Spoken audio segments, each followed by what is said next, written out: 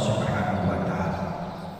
Insya Allah dengan istiqomah kita takwa kepada Allah Subhanahu wa taala, maka hidup kita akan tenang, nyaman di bawah lindungan dan anugerah Allah Subhanahu wa taala. Hadirin sidang Jumat yang dianugerah Allah Subhanahu wa taala, kita bersyukur di muka bumi ini sebagai makhluk khalifah Allah Subhanahu wa taala, yang mana tugas kita adalah menjalankan amanah-amanah, terutama kita menjalankan ibadah kepada Allah Subhanahu wa taala. Baik ibadah mahdhah dalam arti ibadah langsung kepada Allah Subhanahu wa taala, atau ibadah ghair mahdhah yang bersifat kita kepada makhluk Allah Subhanahu wa taala sosial. Intinya kita bahwa hidup yang sebentar ini jangan disia-siakan untuk melaksanakan perintah Allah Subhanahu wa taala dalam segi ibadah.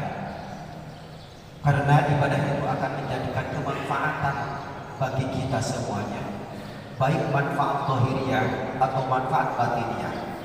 Alangkah ruginya kita hidup sebentar di dunia ini kalau tidak diisi dengan ibadah kepada Allah Subhanahu wa taala. Oleh karena itu, maka gapaian ibadah semata-mata kita untuk mencapai ridho Allah Subhanahu wa taala. Rugi kita kalau ibadah tidak ada gapaian ridho Allah Subhanahu wa taala.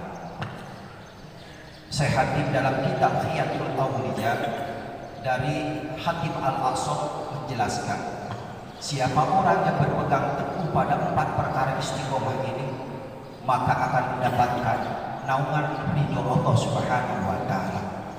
Pertama, al-sidqah, dalam arti al-sidqah itu yakin kepada perintah Allah, yakin larangannya Allah, yakin khabar perintah Allah, dan yakin janjinya Allah Subhanahu wa taala. Maka apabila kita meyakini berita atau janjinya Allah Subhanahu wa taala, maka otomatis itu menjadikan motivasi kita semangat dalam melaksanakan ibadah. Sebagaimana Allah Subhanahu wa taala berfirman dalam surat An-Nisa ayat 122, A'udzubillahi minasyaitonir rajim. Bismillahirrahmanirrahim. Walladzina amanu wa 'amilus shalihati sanudkhiluhum jannatin tajri min tahtihal anhar khalidina fiha abada. Wa'dallahi haqqan wa man asdaqu minallahi qila. Orang-orang yang beriman dan mengerjakan amal kebaikan, maka niscaya kami akan memasukkan kepada surga yang mana di bawah yang mengalir sungai-sungai serta abadi di dalamnya. Allah telah membuat perjanjian yang nyata, dan mana siapa yang paling benar ucapan selain ucapan Allah Subhanahu wa taala. Jadi ayat ini menunjukkan bahwa betul-betul Allah menjanjikan bahwa apabila kita melaksanakan amal ibadah dengan sungguh-sungguh, amal ibadah dengan hati yang ikhlas, maka Allah Subhanahu wa taala memasukkan surga dengan abadi. Sangat bahagia, karena surga itu adalah betul-betul kita akan menjalankannya di hari kemudian yang hidup beribu-ribu tahun, bahkan abadan.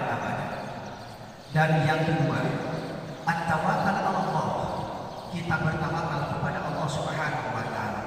Insyaallah dengan sandaran kita kepada Allah Subhanahu wa taala, kalau kita bertawakal kepada jabatan, kita akan beres jabatan kita. Kalau kita tawakal kepada dunia, harta benda tidak sedikit akan habis. Tapi apabila kita tawakal kepada Allah Subhanahu wa taala, maka segala-galanya akan memberikan kenyamanan, ketenangan hati dan pikiran kita. Sebagaimana Allah Subhanahu wa taala dalam surat Al-Maidah ayat 23 menjelaskan, A'udzubillahi minasyaitonir rajim. Bismillahirrahmanirrahim. Wa 'alallahi fatawakkalu in kuntum mu'minin.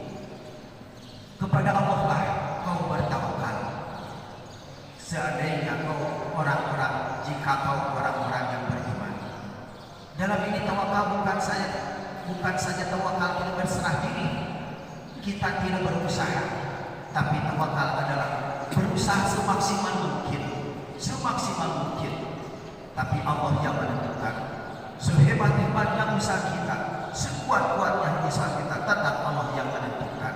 Maka perlulah bertawakal kita kepada Allah Subhanahu wa taala. Apabila kita tawakal kepada Allah Subhanahu wa taala, maka insya Allah Allah Subhanahu wa taala akan memberikan kenyamanan, ketenangan dalam pikiran dan hati kita. Dan yang ketiga, untuk mencapai ridho Allah Subhanahu wa taala, al-ikhlas. Dalam arti kita, kata Al-Imam Nawawi dalam kitab, dalam tafsir Al-Munir, la yuridu ru'yanas wala sam'a. Pengertian ikhlas itu, kita mengerjakan sesuatu tidak terpandang, tidak ingin dilihat oleh seseorang dan tidak ingin didengar oleh seseorang.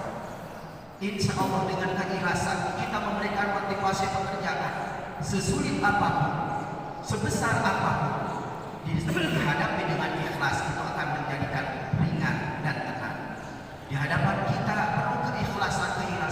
Semakin kemajuan zaman, semakin banyak permasalahan. Jikalau tidak ada bentengnya, perisainya dengan ikhlas, kita termasuk orang-orang yang rugi, yang galau. Karena apa? Karena tidak ada dasar keikhlasan kepada Allah Subhanahu wa taala. Bahkan Ibnu Athaillah dalam kitab Al-Hikam menjelaskan, al-ikhlas rukun ibadah. Ikhlas merupakan salah satunya adalah rukun ibadah. Dalam arti apabila ibadah tidak ada dasarnya ikhlas, maka akan sia-sia. Ibadah itu sangat dibutuhkan dengan keikhlasan, karena ikhlas itu menjadikan motivasi untuk kita selalu lebih semangat. Allah Subhanahu wa taala berfirman, a'udzubillahi minasyaitonirrajim, bismillahirrahmanirrahim, faqullaha mukhlishina lahud-din walau karihal kafirun. Memohonlah kepada Allah dengan penuh hati, keikhlasan, dan kepada Allah walau dengan paksaan-paksaan orang-orang kafir. Insya Allah dengan ikhlas, kita tidak ada paksaan, Allah Subhanahu wa taala akan selalu memberikan cahaya ridho dan anugerahnya kepada orang yang selalu mengerjakan ikhlas. Dengan ikhlas kita selalu mendapatkan ketenangan dan anugerah Allah Subhanahu wa taala. Dan yang keempat, untuk mencapai ridho Allah Subhanahu wa taala, al-ma'rifah. Dalam arti kita harus mengenal diri sendiri. Insya Allah apabila kita mengenal diri sendiri, akan lebih jauh mengenal Allah Subhanahu wa taala. Man arafa nafsahu faqad arafa rabbahu. Siapa orang yang mengenal diri sendiri, maka otomatis akan mengenal pencipta alam. Siapa kita, dari mana kita, sekarang di mana, dan akan ke mana. Insya Allah mengintrospeksi itu lebih baik. Introspeksi atau maka diri kita dulu sebelum bisa mengintrospeksi orang lain.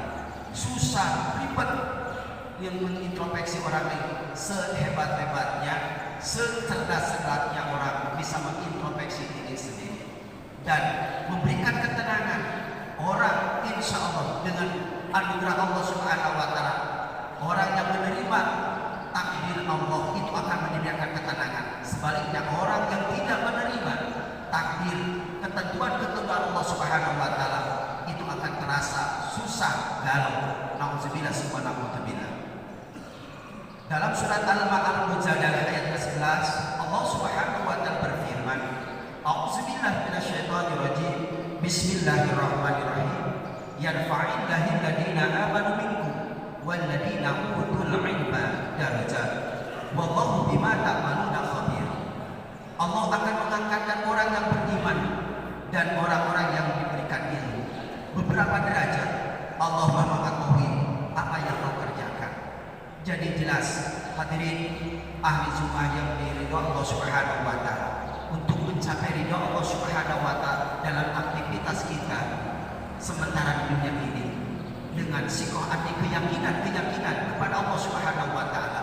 Yang kedua, dengan tawakal kita selalu kepada Allah Subhanahu wa taala. Dan yang ketiga adalah dengan ikhlas. Terakhir dengan manfaat kepada Allah Subhanahu wa taala.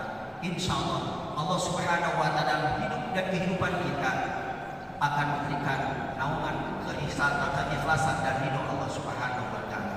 Barakallahu li wa lakum fil Qur'anil Karim wa nafa'ani bima fihi wa zidni. Aqulu qouli hadza wa astaghfiru innahu huwal ghafurur rahim.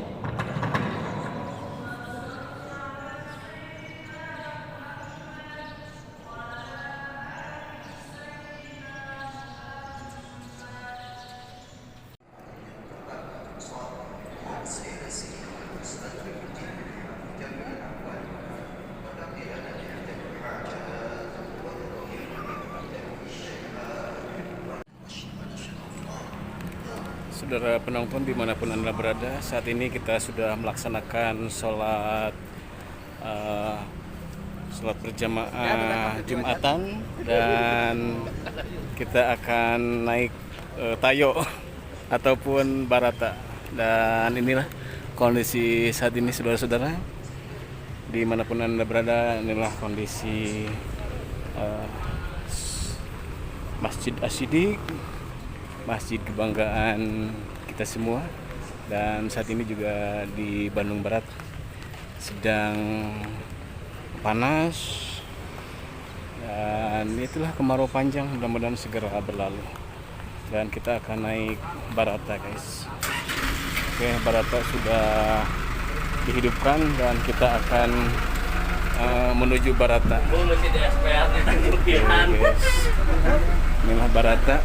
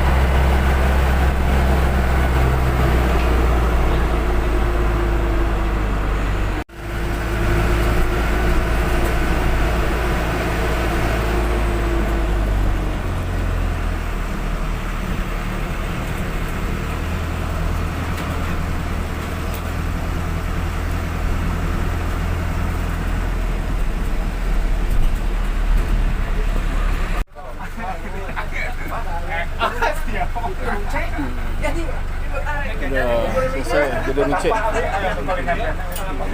Ya, siap. Ya, udah ngecek. Siap gedung B. Nuhun, Pak. Nuhun, Pak Ji. Ya, siap.